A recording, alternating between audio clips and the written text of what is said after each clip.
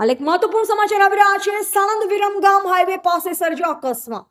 યાવા ગામના પાટિયા પાસે સર્જ્યો અકસ્માત। વિરમગામ બાજુથી આવતી એક રિક્ષાએ બીજી રિક્ષાને ટક્કર મારતા ગંભીર અકસ્માત સર્જાયો।